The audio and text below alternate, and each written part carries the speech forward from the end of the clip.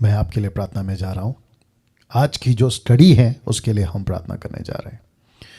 मेरी प्रार्थना है इस वक्त प्रभु से, आज का जो सेशन है, आज का जो एपिसोड नंबर 15 बहुत बहुत ज़्यादा जिसके ऊपर ध्यान देना, फोकस करना, ये तभी मुमकिन या पॉसिबल हो पाएगा जब हम प्रभु की सहायता मांगेंगे, पवित्र आत्मा की सहायता मांगेंगे।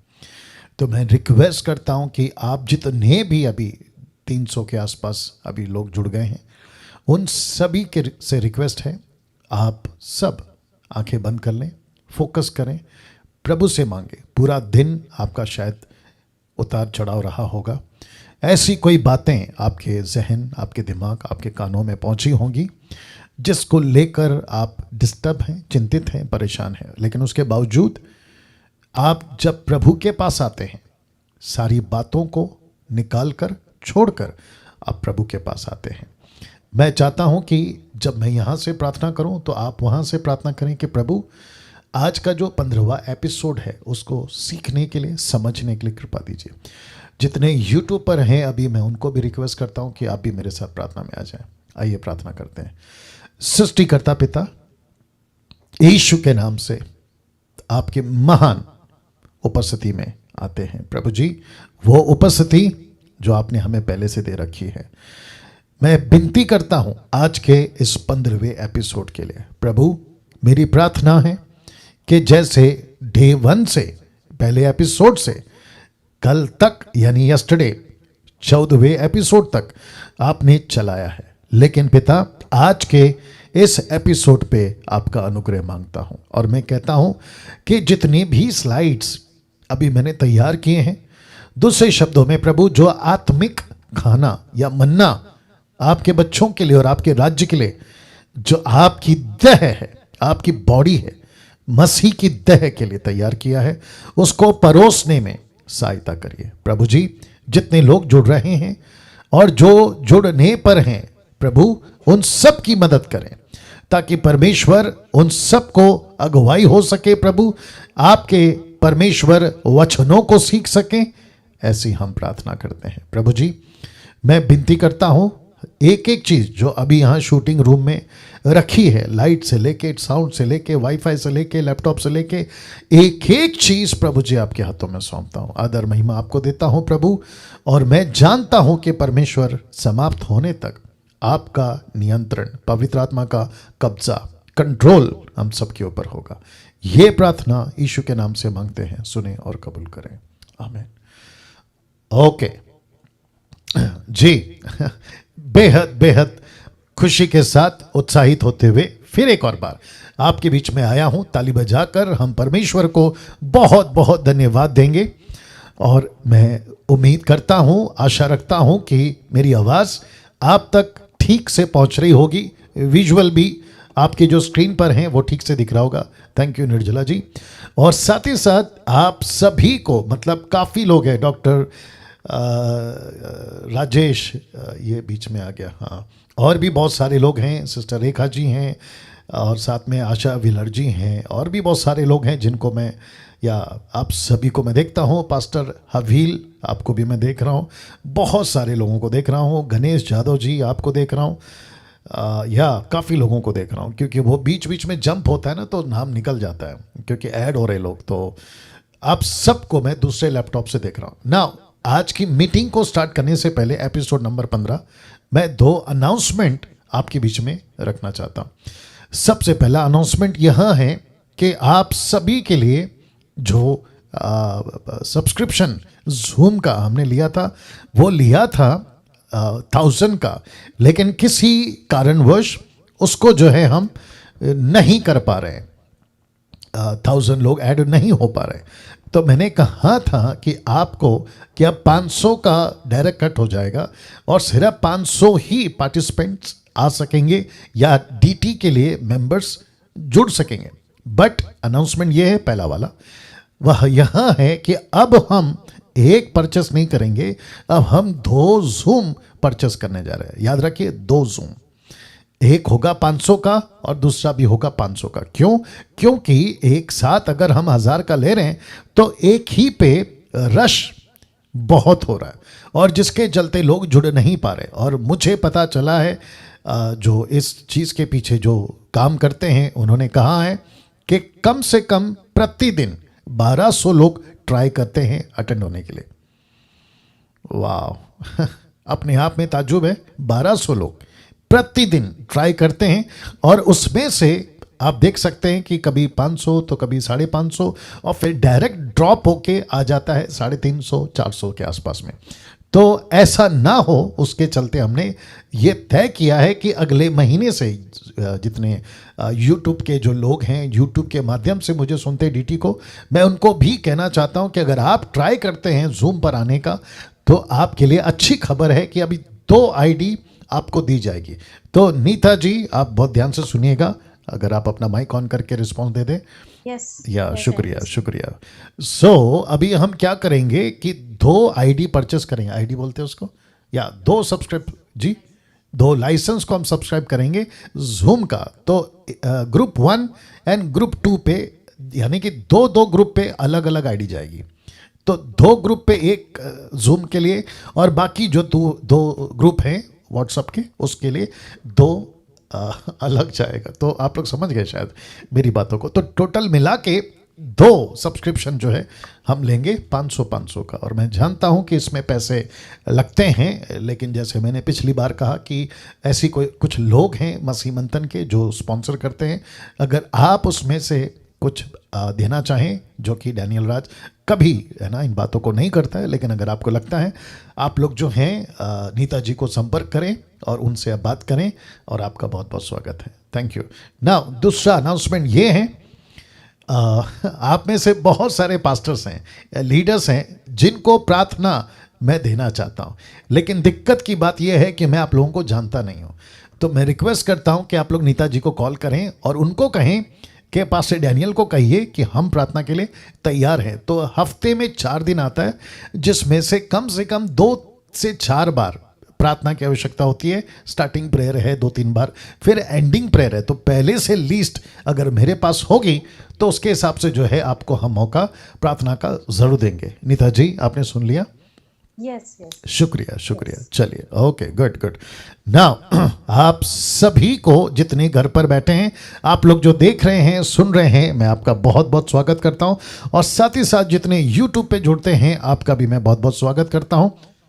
मुझे साथ ही साथ पता चला है कि बहुत सारे गांव के लोग एक साथ घर पर इकट्ठा होकर वीडियो ऑन करके आप लोग जो हैं DT को सीख रहे हैं। काबिले तारीफ है, आप लोग ऐसे ही करते रहें। साथ ही साथ Zoom के ऊपर पति पत्नी, बच्चे, माता पिता, पड़ोस के कोई विश्वासी आप इकट्ठा करके उनको भी जो हैं ला सकते हैं और उनको आप लोग जो हैं दिखा सकते हैं। उसका फ़ायदा ये होगा कि एक साथ बहुत सारे लोग जो हैं वो परमेश्वर के वचन को एट अ टाइम सीखने पाएंगे। जी नाउ इसी वक्त मैं चाहता हूं कि आपका जो पेन, पेपर, बाइबल, पानी का बॉटल XYZ आप सब अपनी तैयारी कर लें। लेकिन आज बहुत मैं फिर कहता हूं बहुत ज़्यादा एपिसोड नंबर 15 सीखने लायक एपिसोड होगा। मुझे नहीं पता कि कैसे उसको आप लोग डाइजेस्ट करोगे, लेकिन बहुत मसाला है। मैं रिपीट करता हूं, बहुत मसाला है, ठीक है ना? तो अपने आप को सेटल कर लीजिए और मुझे सिर्फ 1 सेकंड दीजिए। जी या मुझे बेहद खुशी है कि मैं आप लोग के बीच में आता हूं और परमेश्वर का जो वचन है, स्टडी जो है DT के माध्यम से आपके बीच में रख रहा हूं ना। अब यहां से एपिसोड नंबर 15 स्टार्ट होता है, जो कि स्क्रीन के ऊपर आप देख सकते हैं। Discipleship training equipping the universal church with sound doctrine. इस मकसद के साथ कि मसीह की देह, द बॉडी ऑफ क्राइस्ट, एक है, अनेक नहीं है। हम सब डिनोमिनेशन का रिस्पेक्ट करते हैं, वो कोई भी डिनोमिनेशन हो, देश या विदेश का, रिस्पेक्ट सबका करते हैं। लेकिन अगर कोई भी डिनोमिनेशन यीशु की देह के साथ और यीशु की शिक्षा के साथ, यीशु के मकसद यानी मिशन के साथ अगर नहीं जुड़ी है, उस डिनोमिनेशन को जो खुद को मसीह की देह का अंग बोलती है, हम उसको स्वीकार नहीं कर सकते। आपका रिस्पॉन्स या नहीं कर सकते। क्यों? क्योंकि यीशु की बातें लेकर, यीशु का नाम लेकर, यीशु का वचन लेकर यीशु के पीछे नहीं चल रहे, तो फिर मतलब क्या हुआ? तो जिसके चलते इस 21वीं सदी में जिसकी जिम्मेदारी हम सबकी है कि 22वीं पीढ़ी को एक ऐसी मसीहत, एक ऐसा यीशु जो पहली सदी के लोगों ने लेके चला, वो पतरस, वो पौलुस, वो यूहन्ना और पहली सदी के सभी लोग, उसी को लेकर आज मैं और आप चल रहे हैं और मसीह मंथन उसी के लिए समर्पित है। नाउ बहुत ध्यान से सुनिएगा, जिसका जिक्र, शुक्रिया, जिसका जिक्र मैंने कल किया था, जी, जिसका जिक्र मैंने कल किया था कि यीशु के जीवन से, परमेश्वर के वचन से हम सीखेंगे कि मसीह के चरित्र को, कैरेक्टर जो होता है क्रिश्चियन कैरेक्टर, उसको हम कैसे सुधारें, कैसे काम पे लाएं, या उसको कैसे हम ठीक करें। 4 बातें आपके बीच में रखी थी और मैंने कल कहा था, यूट्यूब के लोग आप भी सुने, कि आज मैं 2 पॉइंट कवर करूंगा बाइबल के सेवकों से और पवित्र आत्मा से। लेकिन बहुत ध्यान से सुनिए, जिस वक्त से यानी कि यस्टरडे से अभी तक मुझे लगता है कि 10 मिनट पहले तक मेरा स्लाइड्स बन रहा था। उसी के बीच में मुझे तैयारी करनी पड़ती है, अपने आप को ठीक करना पड़ता है, ड्रेस को तैयार करना पड़ता है, जो ऑफिस, माफ़ करें, जो शूटिंग रूम है उसको ठीक करना पड़ता है। और ऐसे करते करते आपके बीच में बता दूं कि सिर्फ और सिर्फ आज एक ही पॉइंट पे बात कर पाऊंगा और वह है बाइबल के सेवकों से। मुझे माफ करिए, क्योंकि कल मैं बात करूंगा पवित्र आत्मा से, या पवित्र आत्मा की सेविका से सुधार कैसे। तो आपको आज का पूरा जो पीपीडी या पीडीएफ जिसको कहते हैं, आप तक पहुंच जाएगा, ठीक है ना। मुझे इजाजत दीजिए इस पॉइंट से बात करने के लिए, क्योंकि बहुत बहुत ज्यादा इंपॉर्टेंट है। ऐसा लिखा है कि मसीहों के चरित्र को, कैरेक्टर को अगर सुधार करना है तो पॉइंट नंबर 3, बाइबल के सेवकों से सुधार करना।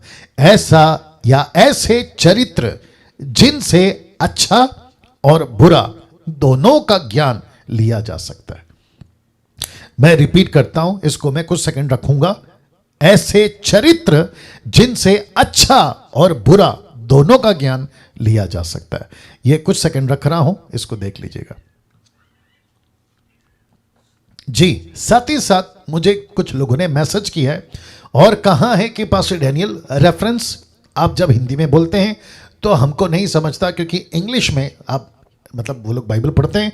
मेरी कोशिश होगी कि मैं रेफरेंस को इंग्लिश में बोलूं, अन्यथा समीक्षा जी आप बीच में बोल दिया करें ताकि जो है उन तक बात पहुंच जाए। जी, वापस आते हैं। ऐसे चरित्र जिनसे अच्छा और बुरा दोनों का ज्ञान लिया जा सकता है। नाउ आप ऊपर पढ़ सकते हैं कि बाइबल के सेवकों से सुधार करना, इसके ऊपर मैं बात कर रहा हूं। तो अच्छी बातें हैं तो अपने चरित्र को सुधारिए, अगर उनके बुरी बातें हैं तो बुरी बातों से भी आप सीख सकते हैं कि अगर उन्होंने बुरा किया हम कैसे बच सकते हैं, उनसे सबक लीजिए और खुद को बचाइए। Is that right? या आपका रिस्पॉन्स देते रहिए। थैंक यू, बहुत बहुत शुक्रिया। या थैंक यू।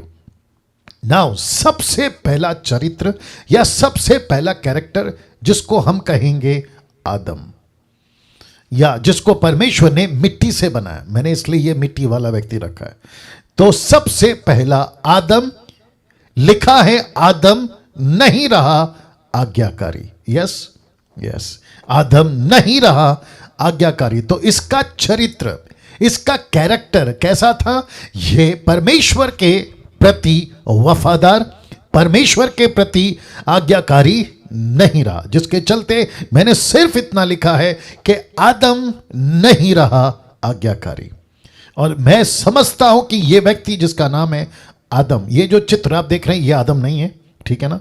मुझे सिर्फ कनेक्ट करना होता है मैसेज को, इसलिए मैं फोटो का सहारा लेता हूं। इस व्यक्ति जिसको कहते हैं पहला व्यक्ति, first man on the earth, पहला व्यक्ति इस जमीन पर, वो ही फेल हो गया, वही फेल हो गया। किसमें?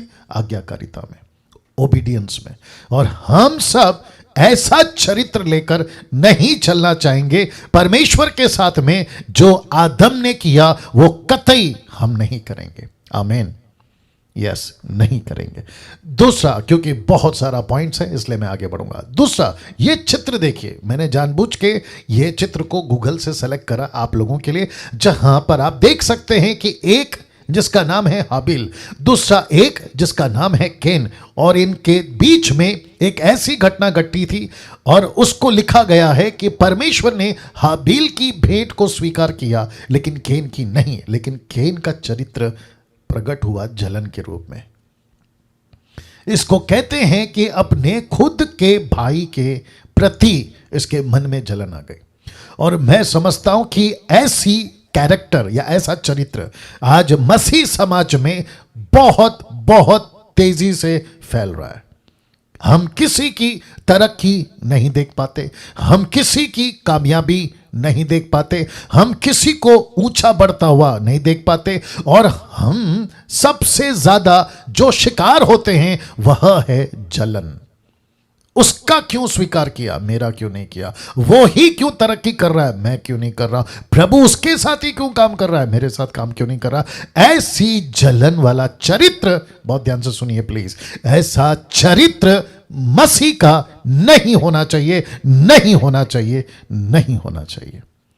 अगर अभी कोई देख रहा है, आप सुन रहे हैं यूट्यूब जूम पे, मैं रिक्वेस्ट करता हूं, अगर इसके शिकार आप हो गए हैं, मैं रिक्वेस्ट करता हूं कि जितनी जल्दी हो सके आप इसके शिकार से खुद को बचाइए, और साथ ही साथ आपको कभी इसका शिकार नहीं होना है। कल का जो एंडिंग पॉइंट होगा वो यही होगा। एक तो है पवित्र आत्मा से सीखेंगे, और दूसरा है कि कैरेक्टर एक ऐसी चीज है, वो मशीन नहीं है आपने फिट कर दी और लाइफ टाइम के लिए चलेगा। No no no no no, आपको कैरेक्टर को प्रतिदिन और पूरी जिंदगी, जब तक आपकी आखिरी सांस चल रही है, आप उसको बनाते रहेंगे, बनाते रहेंगे, बनाते रहेंगे, बनाते रहेंगे।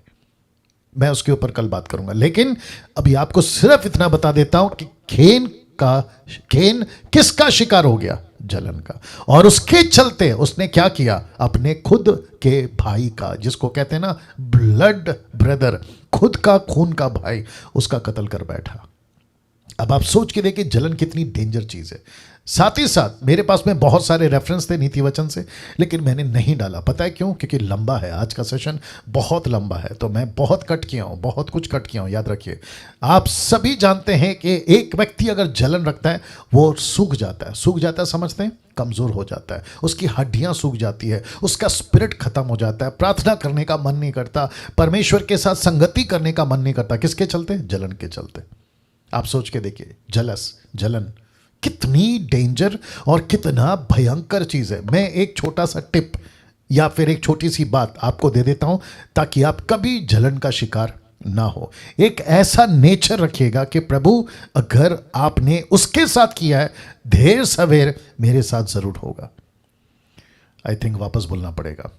अगर आपने हाबील की भेंट को स्वीकार किया है, ठीक है, लेकिन देर सवेर मेरा भी आप कभी ना कभी स्वीकार करोगे। अगर किसी पड़ोसी का तरक्की हो रहा है तो देर सवेर मेरा जरूर होगा। अगर किसी को कामयाबी मिल रही है तो देर सवेर मुझे भी मिल जाएगा। बस फर्क इतना है कि आज उसको मिला है, मुझे तब मिलेगा। और आपको पता है यीशु ने क्या कहा? जो पहला है वो आखिरी होगा, जो आखिरी है वो पहला होगा। तो किसी की तरक्की अगर आज दिखती है तो वो आपके लिए नहीं है, लेकिन जिस दिन आपको तरक्की मिलेगी तो उस दिन आपकी तरक्की नहीं हो जाएगी, और जिसको पहली मिली थी उसकी तरक्की पुरानी हो जाएगी। तो आप क्या हो गए फिर? आप जो पीछे आए पहले हो गए, और जो पहले आया वो पीछे हो गया। Common sense. तो वैसे कभी किसी की तरक्की से नहीं जलना है, किसी भी तरीके से। परमेश्वर की सेविकाई हो, बाहर का सेकुलर दुनिया हो, तरक्की हो, किसी ने गाड़ी खरीदा, घर खरीदा, किसी की नौकरी लग गई, किसी के पास में पैसे आ गए, कोई दिक्कत नहीं है। अप्रिशिएट करो कि प्रभु बहुत बहुत धन्यवाद, आपने मेरे भाई को ब्लेस किया, बहुत बहुत धन्यवाद, आपने मेरे पड़ोसी को ब्लेस किया, आपको उसके लिए धन्यवाद। और ऐसा व्यक्ति जो जलन नहीं रखता है, मैं आपको बताऊं, परमेश्वर उसको देखेगा और ब्लेस करेगा। तो इससे, इस व्यक्ति से जिसका नाम है केन, हम ये सीखते हैं कि कभी जलन नहीं होनी चाहिए ना। एक ऐसा व्यक्ति टोटल बाइबल के अंदर, इसके पहले, इसके बाद और अभी तक, और मैं समझता हूं आगे भी नहीं होगा, एक ऐसा व्यक्ति जिसका नाम है हनोक। यह ऐसा व्यक्ति था, लिखा है 300 वर्ष तक परमेश्वर के साथ साथ चलता रहा, उत्पत्ति 3:22। लेकिन सबसे ज्यादा मुझे इस व्यक्ति ने प्रभावित किया जब मैं इसकी स्टडी कर रहा था, लिखा है बिना किसी शर्त के। मैं रिपीट करता हूं, कितने साल चला? 300, बिना किसी शर्त के। ना इसके पास बाइबल थी, ना इसके पास में वर्शिप का टीम था, ना इसके पास में यूट्यूब का कोई गाना था, ना इसके पास में पास्टर था, ना इसके पास में चर्च की कोई मेंबर थे, ना इसके पास में मिशन था, ना इसके पास में टास्क था, इसके पास कुछ नहीं था। ये टोटल पृथ्वी पे उन दिनों के पॉपुलेशन के हिसाब से, मुझे नहीं पता कि शायद हो सकता है कि टोटल पॉपुलेशन 1000 की होगी, टोटल पॉपुलेशन 20,000 की होगी या 1 लाख की होगी, लेकिन उसके बावजूद ये पूरी 300 साल, लिखा है बिना किसी शर्त के, ये परमेश्वर के साथ में जीता रहा।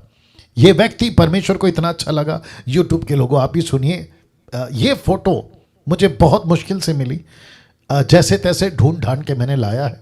अगर हनोक उस वक्त में 365 साल का होगा जिस दिन उसको उठा लिया गया, 365 ईयर्स का, तो मैं समझता हूं कि आज के हिसाब से इसकी सूरत कुछ ऐसी होगी, जिसके चलते मैंने ये फोटो का सहारा आपको समझाने के लिए लिया। लेकिन इस व्यक्ति की एक अच्छी बात मैं आपको बताता हूं, जो पौलुस ने लिखी। क्या लिखी? देखिए, इब्रानियों 11:5 में वो कहता है, विश्वास ही से हनोक उठा लिया गया कि मृत्यु को ना देखे और उसका पता नहीं मिला, क्योंकि परमेश्वर ने, देख लीजिए, उठा लिया था, क्योंकि परमेश्वर ने उसे उठा लिया था। This was the first rapture. यह पहला रैप्चर है जो परमेश्वर ने पृथ्वी के ऊपर एक व्यक्ति के द्वारा किया, जिसका नाम है हनोक। नाउ अच्छी चीज क्या लगी पता है? मैं रख रहा हूं, लिखा है उसके उठाए जाने से पहले उसकी यह गवाही दी गई। याद रखो, उसके उठाए जाने से पहले उसकी यह गवाही दी गई। गवाही क्या है पता है? कि उसने परमेश्वर को प्रसन्न किया। वाह उसने परमेश्वर को प्रसन्न किया। ही प्लीज्ड गॉड। इसने परमेश्वर को खुश किया। यह कैसा व्यक्ति है? इसका चरित्र क्या दिखता है? इससे क्या सीख सकते हैं? प्रतिदिन, हर वक्त मैं परमेश्वर को खुश करूं। इसका टाइम पीरियड कितना है देख लीजिए, 300 साल। इधर मसीहों को 20 साल निकालना मुश्किल हो रहा है, 30 साल निकालना मुश्किल हो रहा है, 50 साल निकालना मुश्किल हो रहा है। इसने 3 सेंचुरी मारी है, 3 सेंचुरी। अब आप सोच के देखो, क्या ऐसा हनोक का चरित्र हम अपने अंदर ला सकते हैं? जो कि लिखा है, इसने उठा लिए जाने से पहले गवाही दी अपने जमाने में कि मैंने परमेश्वर को खुश किया है।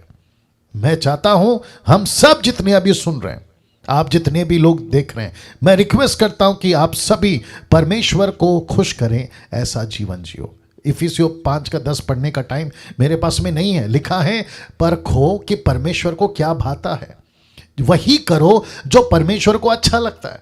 तो दूसरे शब्दों में डैनियल को क्या करना है? परमेश्वर को प्रसन्न करना है। कब कब? पूरी जिंदगी। कैसे?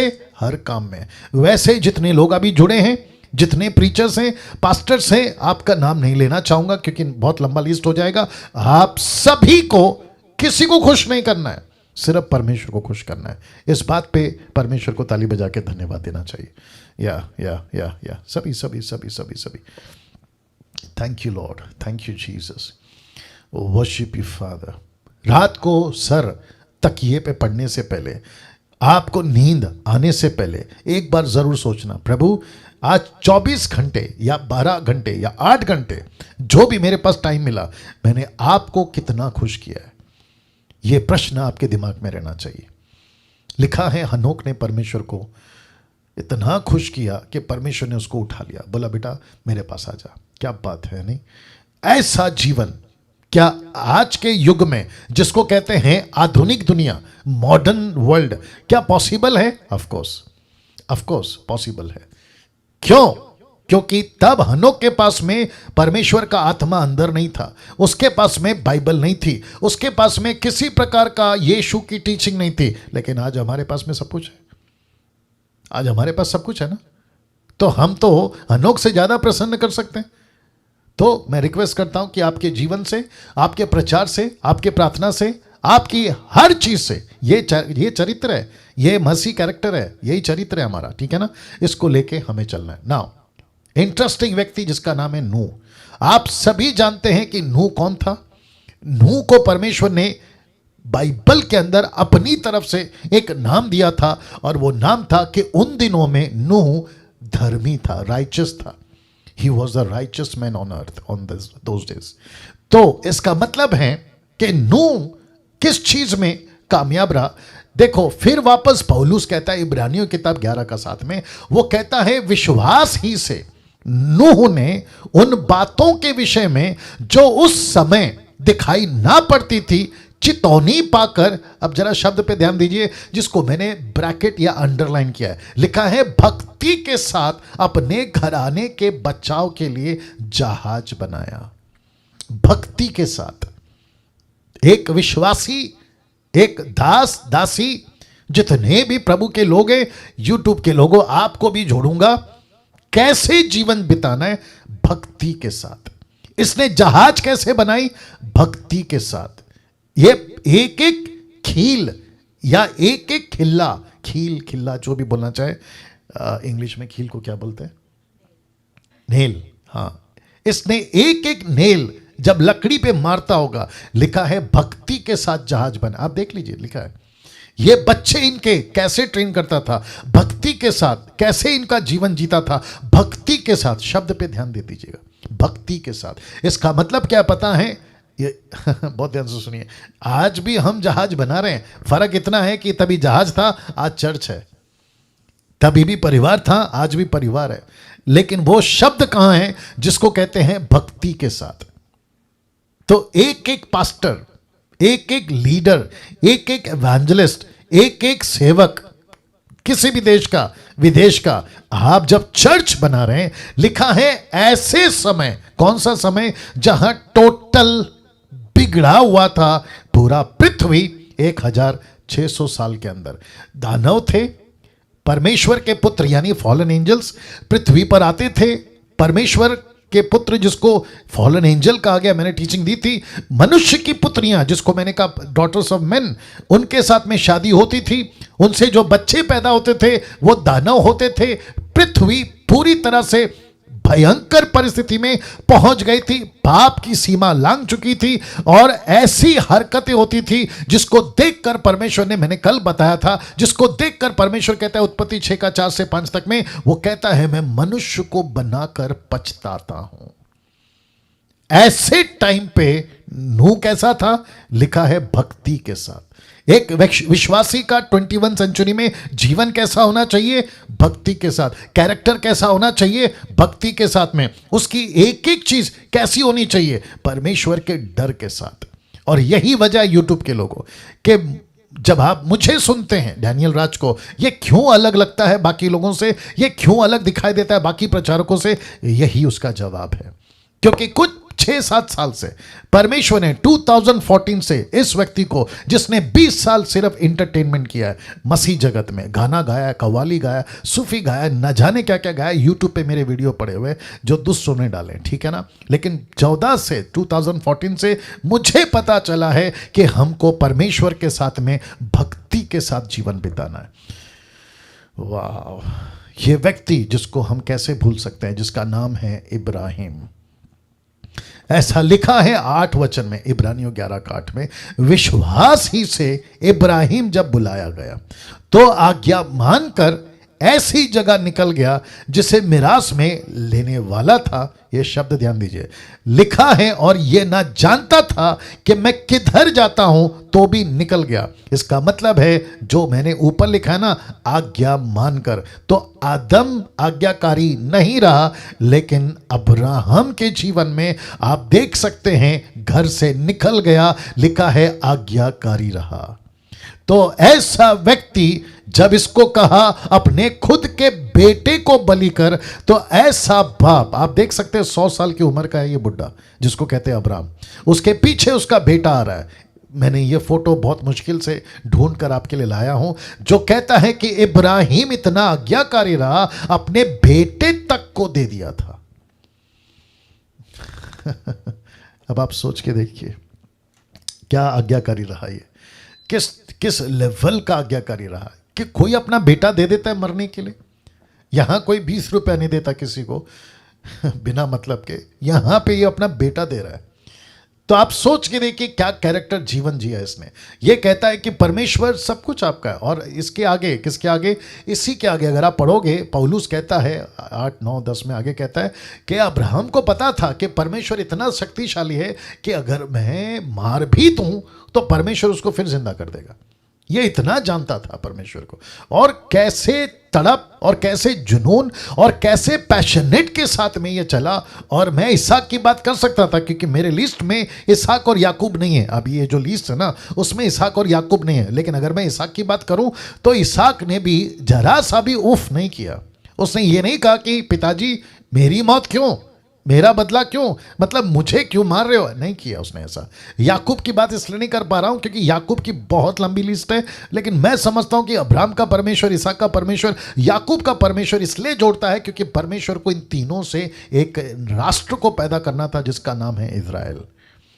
जी, एक ऐसा व्यक्ति जिसका नाम है अब्राहम आज्ञाकारी रहा ना। बहुत ध्यान से सुनिएगा, यह व्यक्ति जिसको कहते हैं जोसेफ, मैंने लिखा है दोनों लैंग्वेज में, जोसेफ, यूसुफ, आप सभी ये फोटो देख लीजिए।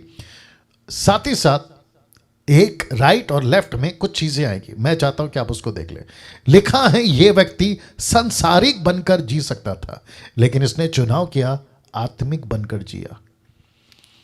अब आपको मैं बताता हूं कि संसारिक क्यों, क्योंकि जब इसको पता चला मेरा खुद के भाइयों ने मुझे बेच दिया है, मेरी उम्र कितनी है, मात्र 17 से 18 साल की, ऐसी उम्र में लड़का भटक सकता है, ऐसी उम्र में बाप नहीं है, उसके उसके उसके भाई धोखेबाज निकल गए, इसके लिए दूसरे देश में है, गुलामी की जिंदगी जी रहा है, और जैसे तैसे सब कुछ संवर गया। यूट्यूब के लोगों सुनिएगा, जैसे तैसे सब कुछ संवर गया, कुछ अच्छी पोजीशन पे आ गया, इसको एक ऐसा मौका मिला कि ये अपना चरित्र बिगाड़ सकता था। यस और नो, या ये बिगाड़ सकता था। पोतीपर की पत्नी के साथ मिलकर यह अपना चरित्र बिगाड़ सकता था। इसलिए लिखा है संसारिक बनकर जी सकता था, लेकिन ऐसे टाइम पे भी इसने क्या चुनाव किया पता है? पिताजी नहीं है तो क्या हुआ, भाइयों ने धोखा दिया तो क्या हुआ, समाज मेरे विरोध में है तो क्या हुआ, मैं गुलामी की जिंदगी जी रहा हूं तो क्या हुआ, मैं जहां रहता हूं वो ऐसा देश है, एक ऐसा राष्ट्र है जिसको कहते हैं इज़राइल, यहां पे 2000 से भी ज्यादा देवी देवता हैं, लकड़ी को पूजते, पत्थर को पूजते, मेंढक को पूजते, सांप की पूजा करते, ऐसों के बीच में रहता हूं तो क्या हुआ। उसके बावजूद इसके मुंह से निकला कि परमेश्वर मुझे देख रहा है। वाह, क्या बात है नहीं? ऐसा व्यक्ति कहता है कि मैं सांसारिक जीवन जी सकता था, लेकिन मैंने चुनाव किया आत्मिक जीवन बनने का, लेने का या चलने का। अब आप सोचिए, मैं चाहता हूं कि खुद को रखिए, अपने आप को इसकी जगह पे रखिए। अगर ऐसा मौका आपको मिलता, आपका चरित्र क्या करता? आपको पता है 99.9% हम यही चुनाव करते, यार कितना अच्छा पैसा मिल रहा है, ले लो, बाद में देखेंगे, माफ़ी मांग लेंगे। यार कितना अच्छा मौका मिल रहा है, पाप कर लेते हैं, बाद में माफ़ी मांग लेंगे। प्रभु तो सब जानता है, प्रभु हमको दोबारा चांस देगा, नेक्स्ट चांस दे देगा, लेकिन अभी जो मज़ा है वो ले लेते हैं। बाद में जाके प्रभु से माफ़ी मांगेंगे, 3 दिन 10 दिन 40 दिन फास्टिंग में जाएंगे, प्रभु माफ़ कर देगा। नो, ऐसा नहीं हो सकता। इसलिए इसने चुनाव क्या किया पता है? मैंने जब ये टीचिंग दे रहा था ना, आपको याद होगा, अगर आप एक बार मना करते हैं तो आपको बार बार मना करने की नौबत नहीं आएगी, लेकिन अगर एक बार मना नहीं करते हैं तो आपको पूरी जिंदगी मना करने की नौबत आएगी। एक बार यस तो हमेशा का यस, एक बार नो तो फिर आप सोचो हमेशा का नो। इसीलिए आपका जो चुनाव है ना, ये बहुत मैटर करता है। इस लड़के से हम ये सीख सकते हैं, किससे? जिसका नाम है जोसेफ। संसारिक बनकर जी सकता था, लेकिन आत्मिक बनकर जिया। आई होप कि ये पॉइंट आपको समझ आ गया और आप लोग जो हैं इसको सीख गए हैं। Thank you so much. Now Musa, जिसको मैंने नाम दिया है त्याग का जीवन, आप देख सकते हैं इसका त्याग कैसा था। मैं रख रहा हूं इब्रानियों किताब 11 का 24 से 26 में लिखा है, विश्वास ही से मूसा ने सियाना होकर, बहुत ध्यान से सुनिएगा, लिखा है फिरौन की बेटी का पुत्र, यानी कि फिरौन की बेटी का बेटा कहलाने से इनकार किया। लेकिन इसने इनकार कब किया पता है? जब ये सियाना हो गया, मैच्योर हो गया, परिपक्व हो गया, इसको पता चल गया कि जीसस क्राइस्ट गेट रेडी के संसार के अंदर दुख, संसार के अंदर सुख भोगने से अच्छा, शब्द रख रहा हूं, परमेश्वर के लोगों के लिए दुख भोगना उत्तम है। इसलिए कि उसे पाप में थोड़े दिन के सुख भोगने से परमेश्वर के लोगों के साथ दुख भोगना उत्तम लगा। इसलिए मैंने लिखा है कि मूसा का जीवन त्याग का जीवन है। मैं चाहता हूं कि मैं कुछ सेकंड यहां रुक जाऊं और मैं चाहता हूं कि इसके ऊपर आप लोग थोड़ा सा फोकस करें। जब मैं स्लाइड बना रहा था तो मेरा ध्यान इस आदमी के ऊपर गया जिसका नाम है मूसा, त्याग का जीवन। Glory to God. एक ऐसा लड़का या एक ऐसा बच्चा जिसके कुछ ही महीने के बाद इसकी ओरिजिनल मां इसके साथ नहीं रहती। एक ऐसा बच्चा या एक ऐसा लड़का जो 40 साल एक ऐसे देश में जीता है जहां पे इसको किसी चीज की तकलीफ, पैसा, हेल्थ, कोई दिक्कत नहीं है, लेकिन जैसे ही सियाना होता है या होशियार होता है, इसके दिमाग में पता नहीं क्यों एक बात आती है, कहती है कि सब कुछ त्याग दूंगा और परमेश्वर के लोगों के लिए काम करूंगा। वाह, सी अब आप सोचो, ऐसा सोच आज मसीह समाज में कितना है, प्लीज बताइए। मैंने कल एक वचन पढ़ा था, रेफरेंस याद नहीं आ रहा, कहता है कि सब अपने स्वार्थ के लिए जी रहे हैं, लेकिन मसीह के लिए या परमेश्वर के लोगों के लिए, थोड़ा ध्यान दीजिए, लिखा है परमेश्वर के लोगों के साथ दुख भोगना उसको उत्तम लगा। आप फैमिली के लिए दुख उठाते हैं ना, जायज है। पति पत्नी के लिए दुख उठाती है, जायज है। पति पत्नी के लिए दुख उठाता है, जायज है। माँ बाप बच्चे के लिए, बच्चे माँ बाप के लिए, जायज है। लेकिन कोई दूसरों के लिए दुख क्यों उठाएगा? God mercy on me. कोई दूसरों के लिए क्यों दुख उठाएगा? सोचिए ना आप। ऊपर से मैं मूसा की जब स्टडी दे रहा था, इसका कुछ नहीं लेना देना है, लेकिन 6 लाख लोग सुबह देखो गालियां दे रहे, झगड़ा कर रहे, इसको भला बुरा कह रहे, रात को देखो इसको भला बुरा कह रहे, पानी नहीं है तो इसी को डांट लगा रहे, खाना नहीं है तो इसी को डांट लगा रहे, जंगल में लेके आया तो इसी को डांट लगा रहे। इसको क्या पड़ी थी जरा सोच के देखिए। वैसे ही अभी जितने भी प्रीचर्स मुझे सुन रहे जो मसीह मंथन के, आप लोगों को क्या पड़ी है कि जूम पे आओ, फिर फेसबुक पे आओ, फिर प्रचार करो, परमेश्वर का काम करो, और ऊपर से कभी ऐसे वाले विरोध में तो कभी वैसे वाले विरोध में, और ऊपर से अपना खुद की समस्या। ये सब क्यों? एक व्यक्ति जिसका चरित्र मसीह का हो जाता है, वो ऐसा जीवन जीता है, वो ऐसा जीवन जीता है। और मेरी आप सभी से रिक्वेस्ट है, अगर ऐसा जीवन जीना है, जिसको कहते हैं त्याग का जीवन जीना है, तो आपका स्वागत है। लेकिन अगर आप मसीह में होकर ये कहते हो कि प्रभु पहला मेरा घर बाद में तेरा घर, पहला मेरा काम बाद में तेरा काम, पहला मेरे लोग बाद में तेरे लोग, ऐसे लोगों को प्रभु खुद भी और मैं भी नमस्ते करता हूं कि आप जा सकते हैं, संसार में जाइए, आपका जीवन जिए, मर के कहीं जाना है, क्या करना है वो प्रभु देख लेगा, लेकिन कम से कम मसीह की देह में स्वार्थी लोग नहीं चाहिए। वाह, स्वार्थी लोग नहीं चाहिए। या जरा सोचिए, मैंने इसलिए लिखा है त्याग का जीवन। आप में से बहुत सारे लोग, अभी मैं नाम नहीं लेना चाहूंगा, बहुत सारे लोग अपने खुद के पैसे से काम कर रहे हैं, अपनी एनर्जी दे रहे हैं, अपना वक्त दे रहे हैं, ऊपर से आप लोग डेडिकेटेड हैं।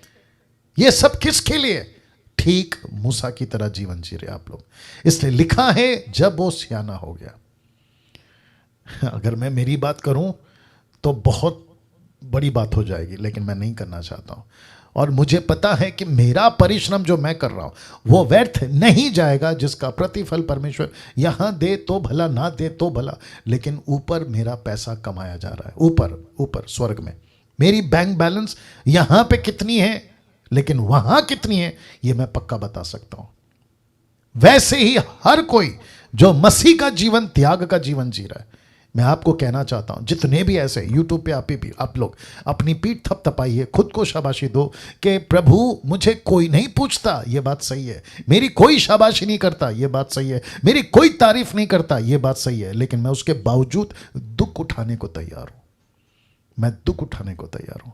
मूसा का त्याग का जीवन से हम ये चरित्र सीखते हैं कि मरते दम तक वो लोगों के लिए जिया। पर किसके, कौन से लोग? परमेश्वर के लोगों के लिए। आपको और मुझे किसके लिए जीना है? परमेश्वर के लोगों के लिए। मैं ये मेहनत क्यों कर रहा हूं? आप लोगों के बीच में क्यों आ रहा हूं? परमेश्वर के लोगों के लिए। आप जितने भी हैं प्रभु के दास लोग, जिनको मैं बार बार नाम भी लेता हूं, क्यों? परमेश्वर के लोगों के लिए। इस कैरेक्टर को बना के रखिए, इस चरित्र को बना के रखिए। मैं जानता हूं कि परमेश्वर आपके साथ बहुत बड़ा काम करेगा। वाह! जोशुआ एक ऐसा व्यक्ति जिसको कहते हैं यहोशू हिंदी में। वचन को देखिए क्या लिखा है। एक काम करता हूं, पहले बता देता हूं। यह व्यक्ति ऐसा था जो ठीक इस लीडर के पीछे आया था, या बाद में आया था, इस लीडर के जिसका नाम है मूसा। इसने क्या नहीं सीखा इस लीडर से जिसका नाम है मूसा? इसने अपने लीडर से सबसे बड़ी बात क्या सीखी पता है? इसने सीखी कि परमेश्वर को कैसे ढूंढते हैं। इसने सीखा कि परमेश्वर की आवाज को कैसे सुनते हैं। मैं आपको फिर से बता दूं कि यहोशू की पुस्तक में यहोशू को जब जब लड़ाई लड़नी थी, जब जब युद्ध करना था, सिवाय एक घटना के, फिर कभी उसके ऊपर वीडियो बनाऊंगा, लेकिन 99.9% ये प्रभु को पूछता था क्या करूं, ये प्रभु को पूछता था जाऊं कि नहीं जाऊं, ये प्रभु को पूछता था लड़ूं कि नहीं लड़ूं। और इसने ये सीखा था, इसलिए लिखा है, जरा देखिएगा, नीति वचन 27 का 18, the book of Proverbs chapter 27 verse 18 लिखा है, जो अंजीर के पेड़ की रक्षा करता है वह उसका फल खाता है। ओके, अब सुनो। इसी रीति से जो अपने स्वामी की सेवा करता है उसकी महिमा होती है। वाह! ये उसका स्वामी कौन था? ये आदमी जिसका नाम है मूसा। इसने इसकी क्या की थी? इसने उसकी सेवा की थी। इसलिए लिखा है ना, नून का पुत्र यहोशू जो मूसा का नौकर था। निर्गमन 33 का 11, एक्सोडस चैप्टर 33 वर्स 11। यस और नो? एक ऐसा व्यक्ति जो अपने परमेश्वर की सेवा कर रहा हो, अपने पास्टर की सेवा, दूसरे शब्दों में उसके लीडरशिप में। मैं अंत इसी से करूंगा आज। ऐसे लीडरशिप में जो चलता है, लिखा है उसकी महिमा होती है। मैं आपको बता दूं, मेरे पास में इस आदमी के ऊपर बहुत सारा पॉइंट बनाना था, लेकिन मैं रखूंगा आपके बीच में। इसने एंड कैसे किया पता है? अपने चैप्टर को मैं बताऊंगा आपको। इस व्यक्ति ने क्या क्या नहीं किया। यरीको की दीवार गिराई, उसके बाद में यरदन नदी को पार किया, और सबसे बड़ी चीज मैं भी रखने जा रहा हूं, दानव जैसे निफेलियंस लोगों को कत्ल करता करता युद्ध जीतता जीतता आगे बढ़ा। इसमें लिखा है कि जो स्वामी की सेवा करता है उसकी महिमा होती है। तो मैं रिक्वेस्ट करता हूं कि आप लोग जितने भी हैं, आपका जो भी लीडर है, लेकिन लीडर सही होना चाहिए। आपका जो भी पास्टर है, लेकिन पास्टर सही होना चाहिए। आप जिसके भी अंडर लीडरशिप के अंडर में है, वो लीडर सही होना चाहिए। इंग्लिश में कहते हैं follow your pastor if he follows his master. इसका मतलब है कि अगर वो अगुवा सही है, अगर आप उसकी सेवा कर रहे हैं, दूसरे शब्दों में आप उसकी सुन रहे हैं लीडरशिप के मामले में, आपकी महिमा होगी। वाह! आपकी महिमा होगी। प्रभु आपको इज्जत देगा, प्रभु आपको तारीफ देगा, प्रभु आपको ऊंचा पर उठाएगा। इस व्यक्ति ने यही किया ना। इसकी लेटर देखो, ये थोड़ा लंबा है, बट मैं चाहता हूं कि आप इसके ऊपर ध्यान दें। लिखा है, फिर यहोशू ने इजराइल के सब गोत्रों को शकेम में इकट्ठा किया और इजराइल के वृद्ध लोगों को, यानी कि बुजुर्ग लोगों को, और मुख्य पुरुषों को, और न्यायियों और सरदारों को बुलवाया, और वे परमेश्वर के सामने उपस्थित हुए। वचन 2, तब यहोशू ने उन सब लोगों से कहा, इज़राइल का परमेश्वर यहोवा इस प्रकार कहता है कि प्राचीन काल में इब्राहिम और नाहोर का पिता तेरह आदि तुम्हारे पुरखा, बहुत ध्यान से सुनिएगा, पहली बार लिखा है परात महानंद के उस पार रहते हुए दूसरे देवताओं की उपासना करते थे। इसका मतलब है कि इब्राहिम भी किसी दूसरे देवता की आराधना करता था, नाहोर भी किसी दूसरे देवताओं की आराधना करता था, उसकी जो पूर्वज है वो दूसरे देवताओं की आराधना करता था। ऐसा इब्राहिम को जब उत्पत्ति 12 में आवाज दी तो अपने देवी देवता, घर परिवार, कल्चर, रिलेशन सबको छोड़कर एक ऐसे देवता जिसका नाम है एलोहिम, जिसका नाम है आदोनाई, जिसका नाम है यहोवा, उसके पीछे निकल पड़ा। और जिसके लिए परमेश्वर कहता है कि इब्राहिम बाप है विश्वास का, इब्राहिम बाप है विश्वास का। तो ऐसी बात करते करते वो पहुंचा वचन 3 में लिखा है, और मैंने तुम्हारे मूल पुरुष इब्राहिम को महानन के उस पार से ले आकर कनान देश के सब स्थानों में फिराया और उसका वंश बढ़ाया और उसे इसहाक को दिया। फिर इसहाक ने याकूब और एसाव दिया, 2 बेटे दिए। और एसाव को मैंने सेईर नाम पहाड़ी देश से दिया कि वह उसका अधिकारी हो, परंतु याकूब बेटे पोतों समेत मिस्र को दिया। वचन 5, फिर मैंने मूसा और हारून को भेजकर उन सब कामों के द्वारा जो मैंने मिस्र में किए उस देश को मारा। उसके बाद तुमको निकाल लाया। वचन 6, और मैं तुम्हारे पुरखाओं को मिस्र में से निकाल लाया और समंदर के पास पहुंचे, और मिस्रियों ने रथ और सवारों को संग लेकर लाल समंदर तक तुम्हारा पीछा किया। वचन 7, और जब तुमने यहोवा को दुहाई दी या यहोवा की दुहाई दी, तब उसने तुम्हारे मिस्रियों के बीच में अंधियारा कर दिया और उन पर समंदर को बहाकर उनको डुबा दिया। और जो कुछ मैंने मिस्र में किया उसे तुम लोगों ने अपनी आंखों से देखा। फिर तुम बहुत दिन तक जंगल में रहे। देखिए सीरीज वाइज चल रही है, समझ में आ गया। वचन 8, तब मैं तुमको उन मोरियों के देश में ले आया जो यरदन के उस पार बसे थे, और तुम उनसे लड़े, और मैंने तुम्हें तुम्हारे वश में कर दिया। तुम उनके देश के अधिकारी हो गए, और मैंने उनको तुम्हारे सामने सत्यानाश कर डाला। वचन 9, बहुत ध्यान से सुनिएगा। लिखा है, फिर मोआब के राजा सिप्पोर का पुत्र बालाक उठकर इज़राइल से लड़ा और तुम्हें शाप देने के लिए बोर के पुत्र बिलाम को बुलवा भेजा। बिलाम जानते होंगे आप, जिसकी गधी ने रास्ता रोक दिया था, याद आ गया। वचन 10, परंतु, बहुत ध्यान से सुनेगा, लिखा है, परंतु मैंने बिलाम की सुनने के लिए नाही की।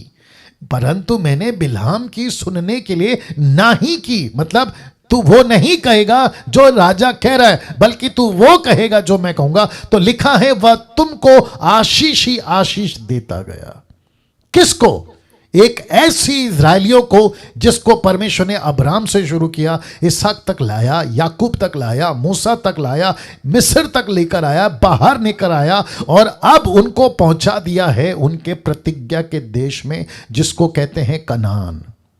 ऐसा यहोशू 110 साल की उम्र में मर जाता है। ये सारी बातें कहते हुए बोल रहा है, क्या बोल रहा है? लिखा है वचन 11 में, तब तुम यरदन पार होकर यरीहो के पास आए, और जब यरीहो के लोग और अमोरी, परज्जी, कनानी, हित्ती, गिग्रिशी, हिब्बी, यबूसी तुमसे लड़े, तब मैंने उन्हें तुम्हारे वश में कर दिया। ये लोग कौन थे? ये ऐसे लोग थे जो दानव थे, जिनकी हाइट है ना, आप सोच नहीं सकते कि इतनी ऊंची थी। लिखा है, शहर बड़े बड़े, नगर दीवार बड़े बड़े, ऐसे लोगों से सिर्फ नाम सुनकर आदमी की हालत खराब हो जाए, ऐसे देश में जीत कर बड़े विजय के साथ परमेश्वर उनको पहुंचाया। वचन 12, मैंने तुम्हारे आगे बर्रों को भेजा, उन्होंने अमोरियों के दोनों राजाओं को तुम्हारे सामने से भगा दिया। देखो, यह तुम्हारी तलवार या धनुष का काम नहीं हुआ, यह तुम्हारी तलवार से नहीं हुआ, यह तुम्हारे धनुष से नहीं हुआ। वचन 13, फिर मैंने तुम्हें ऐसा देश दिया,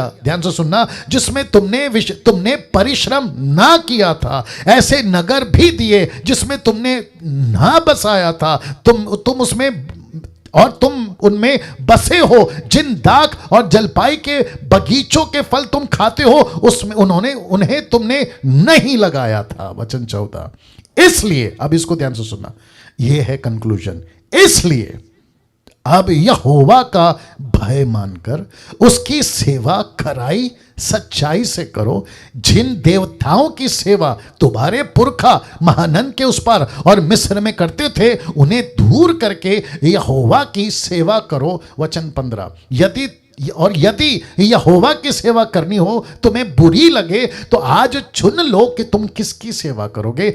चाहे उन देवताओं की जिनकी सेवा तुम्हारे पुरखा महानंद के उस पार करते थे, चाहे अमोरियों के देवताओं की सेवा करो जिनके देश में तुम रहते थे, परंतु मैं तो अपने घराने समेत यहोवा की सेवा नित्य करूंगा। मैं परमेश्वर की सेवा हमेशा करूंगा। कौन कह रहा है? जोशुआ कह रहा है। कैसे शुरू किया? अब्राहम से। कहां पहुंचा? इसहाक के पास। फिर कहां गया? याकूब के पास। फिर पहुंचा मूसा के पास। ऐसे करते करते गिनती गिना रहा है। और क्या कह रहा है पता है? तुम लोग ऐसे लोग हो जिसको परमेश्वर ने चुनकर तुमको ऐसा देश दिया जिसमें तुमने कोई मेहनत नहीं करी। तुम्हारी तलवार के बल, धनुष के बल पे नहीं, परमेश्वर के बल पे तुम यहां पहुंचे हो। वो कहता है कि अभी यदि तुमको चुनाव करना होगा कि अगर परमेश्वर की सेवा करना तुमको बुरी लग रहा है, तो चले जाओ और जाकर किसी दूसरे देवी देवताओं की सेवा करो। लेकिन यहोशू कहता है परंतु मैं तो अपने घराने समेत यहोवा की सेवा नित्य करूंगा। वचन 24 में लोगों ने यहोशू से कहा, हम तो अपने परमेश्वर यहोवा ही की सेवा करेंगे, उसी की बात मानेंगे। शुक्र है। ऐसा चरित्र वाला व्यक्ति ऐसी बातें किससे सीख सकते हैं? जिसके पास परमेश्वर का चरित्र होता है, जिसको यहोशू कहते हैं, जिसको मूसा कहते हैं, जिसको इब्राहिम कहते हैं, जिसको नूह कहते हैं, जिसको हनोक कहते हैं। अब इसको देखिए, क्योंकि मुझे वक्त का भी ख्याल रखना है। मैं फिर कहता हूं, आज बहुत मसाला है। आपकी जीबी, आपका डेटा मुझे नहीं पता कितना सपोर्ट करेगा इसको रिसीव करने के लिए, लेकिन प्लीज़ इसको लीजिए, क्योंकि गजब की बातें आज आपके बीच में रख रहा हूं। एक ऐसा व्यक्ति जिसका नाम है एलीशा, उसका एक नौकर था जिसका नाम था गहीजी। ये फोटो देखिए जिसको परमेश्वर ने पहाड़ दिखाए, साथ में वो रथ दिखाए जो अग्निमय रथ हैं, स्वर्गदूत दिखाए, साथ ही साथ दुश्मन नीचे देख सकते हैं वो दिखाए, एलीशा के साथ में उसका नौकर। लेकिन आपको पता है, ऐसा चरित्र जिसको कहते हैं एलीशा और ऐसा चरित्र जिसको कहते हैं गहीजी, एक वचन कॉन्टेक्स्ट में पढ़वा रहा हूं, आपको सपोर्ट करेगा। नीति वचन 29 का 23, प्रोवर्ब्स चैप्टर 29 वर्स 23। देखिए क्या लिखा है। लिखा है, मनुष्य को गर्व के कारण नीचा देखना पड़ता है। मनुष्य को गर्व के कारण नीचा देखना पड़ता है, परंतु नम्र आत्मा वाला महिमा का अधिकारी होता है। इस व्यक्ति ने क्या किया था जिसका नाम है गहीजी? गर्व। ये दूसरा उसके ठीक बगल में कौन है जिसका नाम है एलीशा? इसने क्या किया? नम्रता दिखाई। इसने कहा कि मुझे पैसे के चक्कर में नहीं पड़ना है, संसार की बातों में नहीं पड़ना है, मुझे संसार की चीज़ों में नहीं पड़ना है। तो परमेश्वर कहता है कि नम्र व्यक्ति, नम्र वाला व्यक्ति या नम्र आत्मा वाला व्यक्ति महिमा का अधिकारी होता है। और इसको क्या महिमा दिया जानते हो? ये तो मैंने सिर्फ एक झलक रखा है। परमेश्वर एलीशा से ऐसे बात करता था, उसको टोटल ट्रांसपेरेंसी जिसको कहते हैं ना, कौन क्या कर रहा है, राजा कहाँ से युद्ध करेगा, कौन सा सिपाही आ रहा है, एकदम कट टू कट। और लिखा है, आप लोग सभी गवाह हैं कि एलिया जिसके पास में दुगना, जिसके पास में सामर्थ्य था, उसका दुगना इस व्यक्ति को मिला। अगर एलिया ने 7 किए तो इसने 14 किए, बड़े बड़े। अगर एलिया ने छोटे मिलाकर बड़े मिलाकर 14 किए तो इस आदमी ने 28 किए, 28। वाह! ऐसी बातों वाला व्यक्ति, चरित्र वाला व्यक्ति से आज हम ये सीख रहे हैं कि नम्र आत्मा वाला महिमा का अधिकारी होता है। नहीं चाहिए दुनिया की तरक्की, नहीं चाहिए नामान का पैसा, नहीं चाहिए किसी प्रकार की उन्नति। हमको जब तक परमेश्वर देता है तब तक लेंगे, नहीं देता है तो भी भला, अगर मिलता है तो भी भला। ये एटीट्यूड के साथ हमको चलना होगा ना। मेरा फेवरेट टॉपिक, मेरा फेवरेट व्यक्ति जिसका नाम है डैनियल। फोटो देख लीजिए एक बार जी। एक ऐसा व्यक्ति जिसकी उम्र सिर्फ 17 साल थी, 17-18 साल आप बोल सकते हैं, अपने 3 दोस्तों के साथ, जिसका नाम बेबीलोनियंस नेम, जिसको कहते हैं शद्रक, मेशक, अबेदनगो। इस व्यक्ति ने क्या कहा पता है? पहले ही दिन, दानियल की किताब 1 का 8, दानियल की बुक में मैंने बहुत कुछ बोला है, अगर आपने नहीं देखा तो देख लीजिएगा। टोटल बुक के ऊपर स्टडी दिया है मैंने, ठीक है ना, 12 चैप्टर का जी। लिखा है, परंतु डैनियल ने अपने मन में ठान लिया। कहां ठान लिया? अपने मन में। क्या ठान लिया? कि वह राजा का भोजन खाकर और उसके पीने का दाखमधु पीकर आप पवित्र ना होए। इसने मन में ठान लिया था, इसने फिक्स कर लिया था, बोला कुछ भी हो जाए मैं किसी भी तरीके से राजा का खाना खाकर खुद को अपवित्र नहीं करूंगा। क्यों ना, कुछ लोग कहते हैं, कुछ स्कॉलर्स या बाइबल टीचर्स ऐसा कहते हैं कि राजा के खाने में कोई दिक्कत नहीं था, डैनियल को खा लेना चाहिए था, पता नहीं डैनियल ने क्यों किया। लेकिन बहुत ध्यान से सुनिएगा, डैनियल ने यह ऑब्जर्व किया, क्योंकि सब कुछ कट टू कट नहीं लिखा है। मैं हमेशा कहता हूं बाइबल सब कुछ नहीं लिखती है, आपके हिसाब से नहीं, परमेश्वर ने अपने हिसाब से बाइबल को लिखा है। उन दिनों में जो खाना राजा खाते थे, क्योंकि उनका देवता, अविश्वासी का देवता कौन होता है आप जानते हैं, परमेश्वर तो हो ही नहीं सकता। तो ऐसा कोई कनेक्शन था उनके खाने से, ऐसा कोई कनेक्शन था उनके पीने से, और जिसके चलते दानियल ने, देख लीजिए, दानियल ने कहा ना, मैं ऐसा खाना खाकर अपने आप को अपवित्र नहीं करूंगा। तो इसने कहां ठाना, शब्द को देख लीजिए, इसने मन में ठाना। अब 21वीं सदी में आप और मैं हैं, प्रश्न उठता है, आज भी बहुत कुछ है, चारों तरफ मूर्ति पूजा है, उल्टे सीधे कल्चर्स हैं, भिन्न भिन्न प्रकार की बातें हैं। ऐसे टाइम पे पौलुस की लेटर काम आती है, और हमको पढ़ना भी चाहिए और बुद्धि के साथ चलना भी चाहिए। लेकिन अगर आपको जरा सा भी लगता है कि उसके साथ संगति करने से मेरी पवित्रता खराब हो सकती है, निकल जाओ। ऐसा खाना खाने से मेरा प्रभु नाराज हो सकता है, मत खाओ। ऐसी कल्चर को एक्सेप्ट करने से परमेश्वर के साथ रिश्ता खराब हो सकता है, वो कल्चर को नमस्ते बोल दो। आ रही है बात समझ में? तो इसका मतलब है कि पृथ्वी पे जीते वक्त में हमको यही देखना है कि हम परमेश्वर के साथ में किसी भी तरीके के साथ परमेश्वर को नाराज करके ऐसा कोई खाना नहीं खा सकते। जिसके लिए पौलुस कहता है कि मटन खाना गलत नहीं है, लेकिन किसी को ठोकर लगती है, मैं मटन नहीं खाऊंगा। याद आ गया आपको?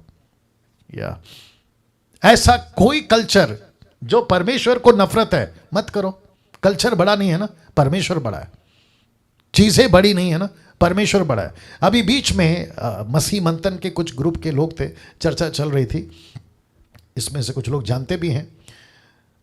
तो एक सिस्टर को कनेक्शन किया गया था किसी बात को लेकर, लेकिन उनको गुस्सा आ गया। कुछ लोग जानते हैं मैं क्या बात कर रहा हूं, लेकिन उसने ये नहीं सोचा, यहां पे दानियल को ये जो टेबल पे खाना है ना, उससे कोई प्रॉब्लम नहीं था, लेकिन उसको पता चला कि ये खाना खाने से परमेश्वर नाराज हो सकता है, पवित्रता खराब हो सकती है। उसने सीधा मना कर दिया। तो क्या दिक्कत है? हम यहां अपने लिए नहीं जी रहे ना, हम परमेश्वर के लिए जी रहे। या नाउ अब शिफ्ट होता हूं डायरेक्ट न्यू टेस्टमेंट में। एक ऐसा व्यक्ति, और इसके ऊपर कम से कम मुझे लगता है कि 20-30 मिनट चला जाएगा, क्योंकि ये व्यक्ति बहुत गजब का है। ये व्यक्ति बहुत गजब का है।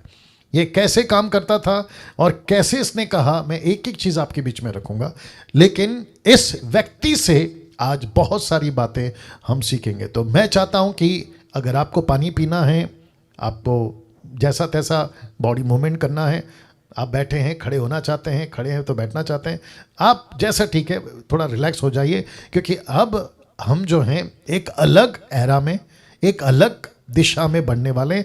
और ये व्यक्ति जिसको कहते हैं पौलुस, तो मैं भी थोड़ा सा पानी पी लेता हूं, और फिर उसके बाद, क्योंकि स्टडी है, डीटी है, डिसाइपलशिप ट्रेनिंग है, और मैं चाहता हूं कि आप भी रिलैक्स हों, बातों को सीखें, समझें। और मैं समझता हूं कि अभी तक का जितने कैरेक्टर्स मैंने दिखाए अद्भुत है, और आप लोग मुझे मैसेज करके बता सकते हैं आप लोग ने क्या सीखा, कैसे सीख रहे हैं। बाकी प्रभु आपके साथ है। ओके, आई होप आप लोग तैयार हैं। एक ऐसा व्यक्ति जिसको कहते हैं पौलुस, थैंक यू निर्जला जी, एक ऐसा व्यक्ति जिसको कहते हैं पौलुस, इसका एक ऐसा स्टेटमेंट जिसको मैं यूट्यूब पे भी एडिट करके डालूंगा। ये कहता है कौन? पौलुस, मेरी सी चाल चलो। ये दरअसल कहना चाहिए यीशु की चाल चलो, बल्कि ये कहता है मेरी सी चाल चलो। अब इस स्टेटमेंट को बहुत सारे लोगों ने कंट्रोवर्शियल करके इसके ऊपर बातें करी। किसी ने कहा कि पौलुस खुद को यीशु कह रहा है, कुछ लोग कहते हैं कि है ना पौलुस यीशु से भी बड़ा बना रहा है।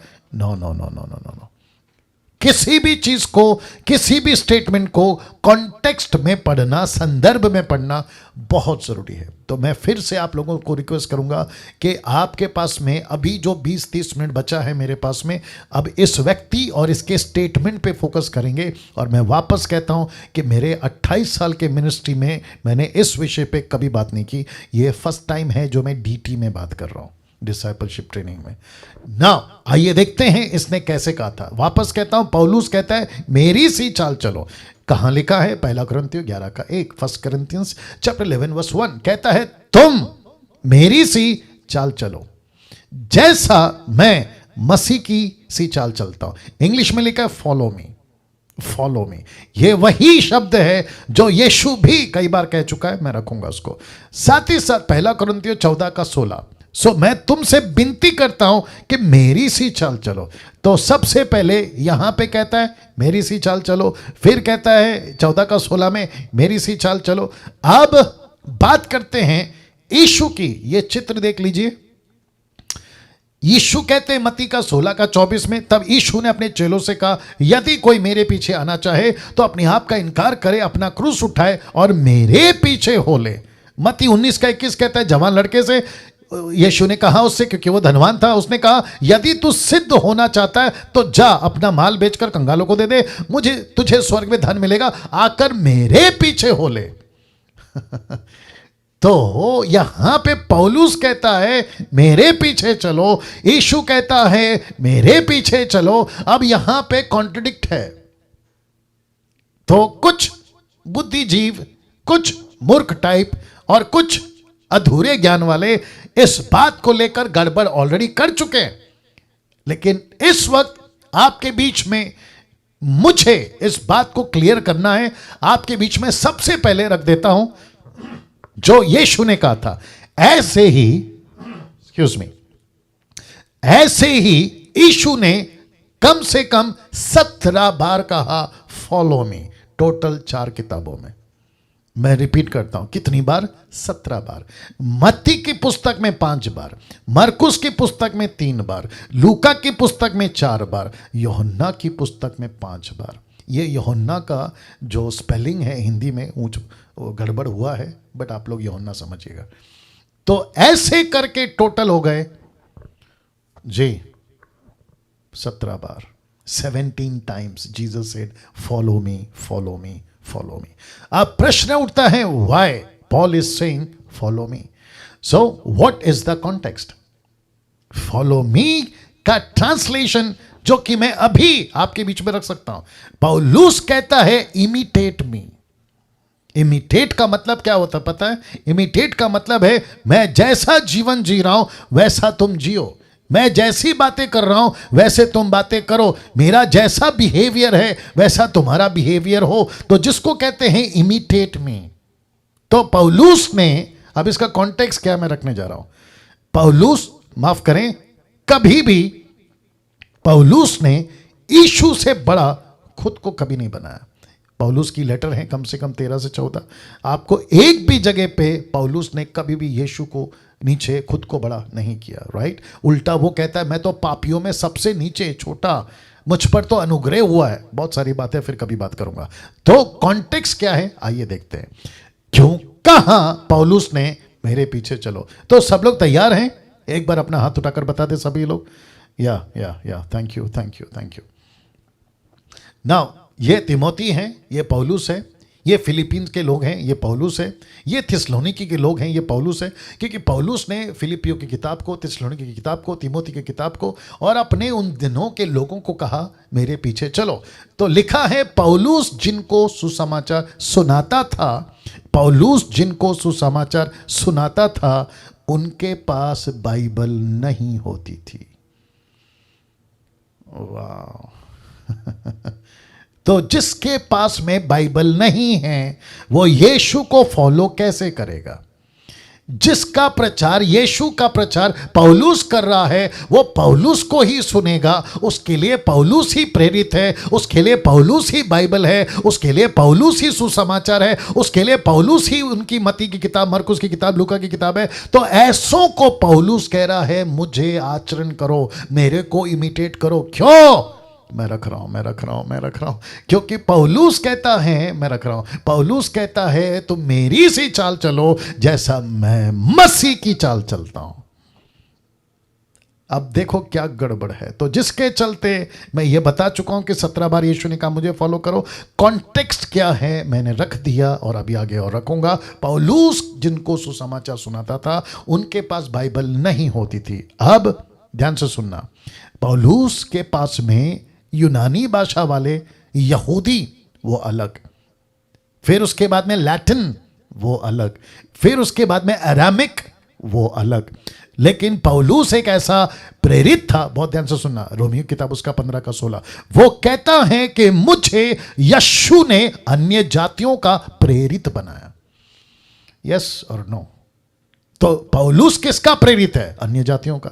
पौलुस किसका पास्टर है? अन्य जातियों का। अन्य जाति कौन? ऐसी जाति, बहुत ध्यान से सुनना, कनेक्शन दे रहा हूं, जिसकी भाषा में पौलुस 10,000 भाषाओं के शब्दों का इस्तेमाल करते हुए पाया गया। पहला कुरिन्थियों 14 अध्याय वचन आप जानते हैं 17, 18, 19 में। Can you believe this?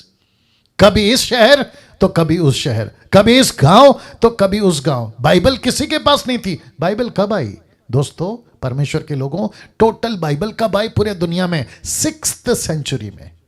Can you believe that? 6th century में कंप्लीट बाइबल, जिसको हम लोग कहते हैं 66 बुक। लेकिन उसके पहले क्या होता था? 2 तीमुथी 3 का 16, जहां पे पौलुस कहता है कि हर एक पवित्र शास्त्र परमेश्वर की प्रेरणा से रचा गया। वो कौन सी किताबें थी? वही जिक्र करा जो लूका के 24 के 45 में यीशु ने कहा, भजनों की किताबें, नबियों की किताबें, मूसा की किताबें। लेकिन यीशु की किताबें कहां थी पहली सदी में? मूसा की किताबें थी मानता हूं, यशायाह की किताब थी मानता हूं, नबियों की किताबें भी थी मानता हूं। लेकिन नबियों की किताबों से क्या सीखेंगे? खतना करना। मूसा की किताबों से क्या सीखेंगे? मंदिर में बलि चढ़ाना। लेकिन यीशु की किताबों से क्या सीखेंगे? उद्धार मिलता है विश्वास से, स्वर्ग मिलता है बपतिस्मा से, परमेश्वर के पीछे चलने से। ये बातें तो नहीं लिखी है ना मूसा के 5 किताबों में, नबियों की किताबों में और भजनों की किताबों में। ये तो मत्ती, मरकुस, लूका, यूहन्ना में लिखा है। तो यीशु के बातों को पौलुस कहता है मैं उनको फॉलो करता हूं, तुम मुझे फॉलो करो। बहुत ध्यान से सुनिएगा। अब ये फोटो देख लो। तो उसने कहा कि मेरे पीछे चलो, क्योंकि उनके पास बाइबल नहीं होती थी। लेकिन ये शब्द देख लीजिएगा और साथ ही साथ में ये कनेक्शन, लेकिन उनके पास, किनके पास? अन्य जातियों के पास यीशु का चरित्र वाला प्रेरित पौलुस था। वाह वापस आ रहा हूं। उनके पास यीशु का चरित्र वाला प्रेरित पौलुस था। तो जब उसने कहा, मैं फोटो पीछे ले जा रहा हूं, जब उसने तिमोथी को कहा होगा, टाइटस को कहा होगा, बरनबास को कहा होगा, किसी और को कहा होगा, अपने जमाने के लोगों को कहा होगा, जिसमें 10,000 दूसरों की भाषा, जिसको कहते हैं टंग्स, ग्लोसा, नॉट जिब्रिश, जो आजकल चल रहा है मूर्खों की भाषा, वो नहीं। लेकिन पौलुस कहता है ऐसों को कि तुम्हारे पास में आज पूरी बाइबल नहीं है, तो क्या हुआ? तुम्हारे पास एक ऐसा प्रेरित है जो यीशु का चरित्र रखता है। तो तब उसने कहा मेरे पीछे हो लो। अब इसको देखिए, पहला कुरिन्थियों 4 का 15, वो कहता है, बहुत ध्यान से सुनना, क्योंकि यदि मसीह में तुम्हारे सिखाने वाले 10,000 भी होते तो भी तुम्हारे पिता बहुत नहीं हैं, इसलिए कि मसीह यीशु में सुसमाचार के द्वारा मैं तुम्हारा पिता हुआ। दूसरे शब्दों में, जैसे संसारिक बाप होते हैं ना, बच्चे बाप की सुनते हैं, वैसे ही कम से कम 10,000 चर्च, 10,000 भाषा, 10,000 डिनोमिनेशन उस वक्त में जो ये लेकर चला होगा या स्थापना की होगी। यूट्यूब के लोगों, आप भी सुनेगा, ऐसे लोगों को कहता है कि मैं, जैसे तुम अपने पप्पा को, जो शारीरिक पप्पा है ना, उसको पिताजी, पप्पा, अब्बा कहते हो, वैसे ही मैं तुम्हारा आत्मिक पिता। दूसरे शब्दों में हम ये कॉन्सेप्ट लेके नहीं चलते कि किसी को आत्मिक बुलाओ या पापा बुलाओ, नो। लेकिन ये कह रहा है कि सुसमाचार के द्वारा मैं तुम्हारा पिता हुआ। क्यों? क्योंकि मैंने तुमको यीशु से मिलाया। और इसी का कॉन्टेक्स्ट है इसका अगला वचन, 15 के बाद 16 आता है, लिखा है, सो मैं तुमसे विनती करता हूं मेरी सी चाल चलो। सी, इमिटेट मी। क्यों? क्योंकि तुम्हारे पास बाइबल नहीं है। क्यों? क्योंकि तुम्हारे पास में मत्ती, मरकुस, लूका, योना नहीं है। क्यों? क्योंकि तुम्हारे पास में यीशु का कोई भी टीचिंग नहीं है। पतरस नहीं पहुंच सकता तुम्हारे पास क्योंकि वो तो यहूदियों की सेवा कर रहा है। बाकी फिलिप नहीं जा सकता क्योंकि वो कोई और देश में। बाकी जितने चेले हैं, थोमा तो भारत चला गया, वो तो भारत में, एशिया में जाकर काम कर रहा है। लेकिन मैं अकेला पौलुस हूं जो मुझे मेरे कंधे पे अन्य जातियों को सुसमाचार सुनाने का सेवा दिया है। मैं तुम्हारे पास आता हूं, जाता हूं, उठता हूं, बैठता हूं और मैं तुमको वचन सुनाता, तो मुझे फॉलो करो। क्यों? क्योंकि उन दिनों में ऐसे लोग थे। मैं रख रहा हूं। इसको देखिए, लिखा है फिलिप्पी 3:17 में, हे भाइयों, तुम सब मिलकर मेरी सी चाल चलो।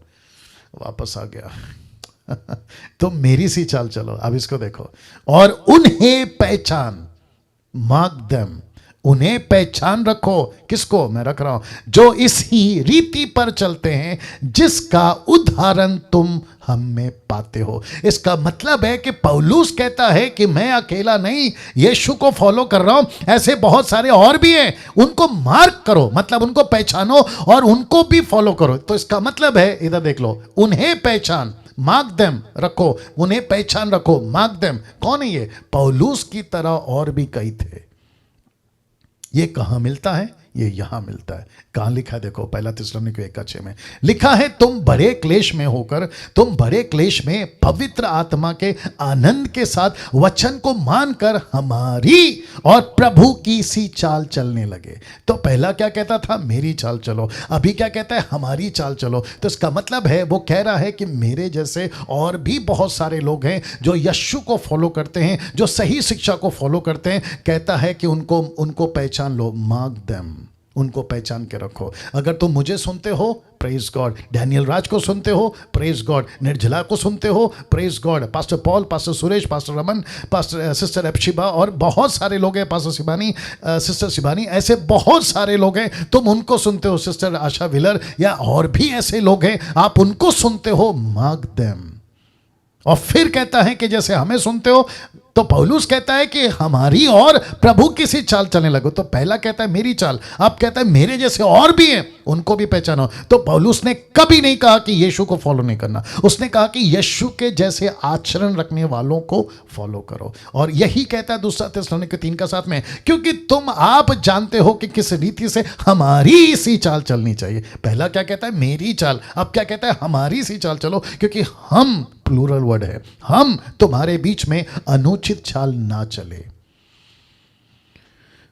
वाह! इसका मतलब है उन्हें पहचानो, मार्क देम, पहचान के रखो। कैसे होते थे ये लोग? मैं रखने जा रहा हूं, कैसे होते थे ये लोग जिनको मार्क करना है और आज भी करना है। मैं इसके ऊपर आऊंगा। गलतियों 3:20, कैसे थे ये लोग? देखो, मैं बताता हूं कैसे थे। उसमें से पौलुस था और बाकी लोग थे।